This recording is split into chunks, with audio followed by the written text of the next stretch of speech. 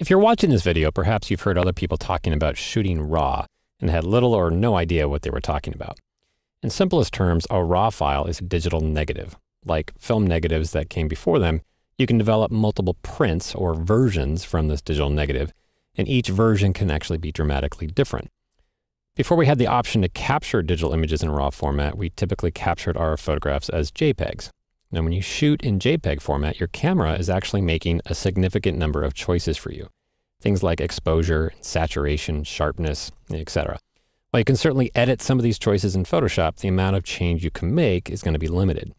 Let's take a look at these two images to actually see what I'm talking about. You can see I've got both files are the exact same image, but one was captured as a JPEG and the other was captured as a RAW file. Now, if I were to double click on this JPEG file, Bridge would automatically pass that JPEG over to Photoshop, where you would then be able to edit it there. I actually want to edit this in something called Camera Raw.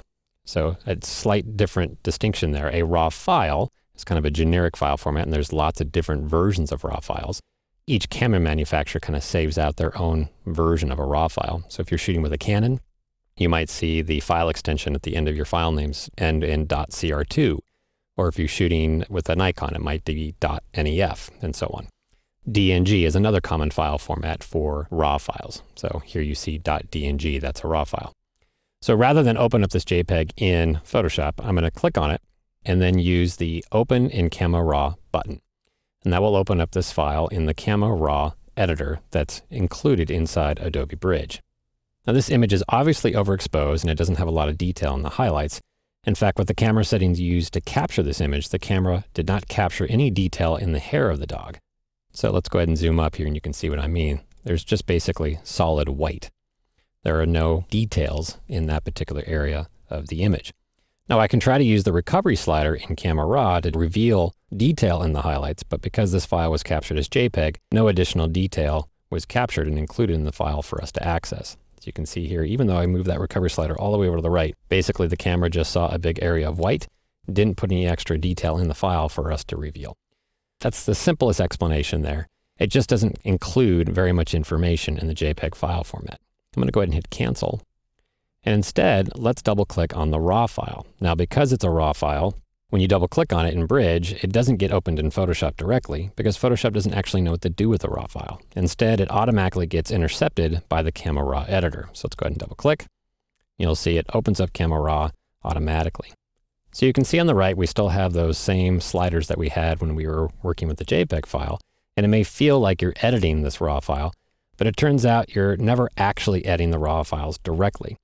RAW files are locked digital negatives. Instead, you're going to be making a series of choices of how you want this RAW file to be processed before you then go on to open it in Photoshop and eventually save it out as a JPEG or a Photoshop file or any other file format you might need to use. Let's take a look at the significant difference though. If I take that recovery slider all the way over to the right, you'll see magically hidden detail that wasn't there before is now appearing in the hair of the dog. And if I even take the exposure slider down and drag it to the left, you can see that file actually did contain a ton of extra information. You just didn't see it at first. So you've just learned the secret of a RAW file.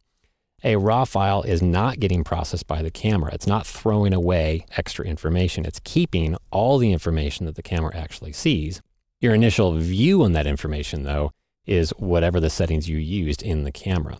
So obviously I didn't use the right exposure for capturing the dog. That's why it looked white initially. But the power of the Camera Raw editor here lets me have access to that hidden information. Let's go ahead and hit cancel.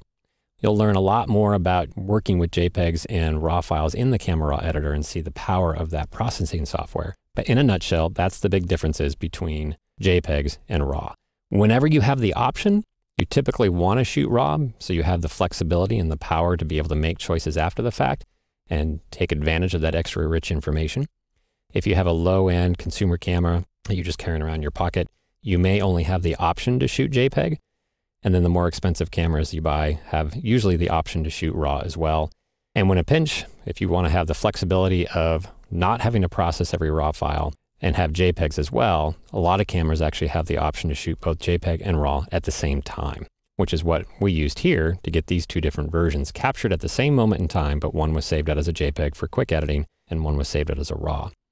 So I'll just close with saying one disadvantage of RAW is because it is a digital negative, it has to be processed in order for you to be able to use it. So while you get more power and more flexibility, it actually does end up creating more work for you.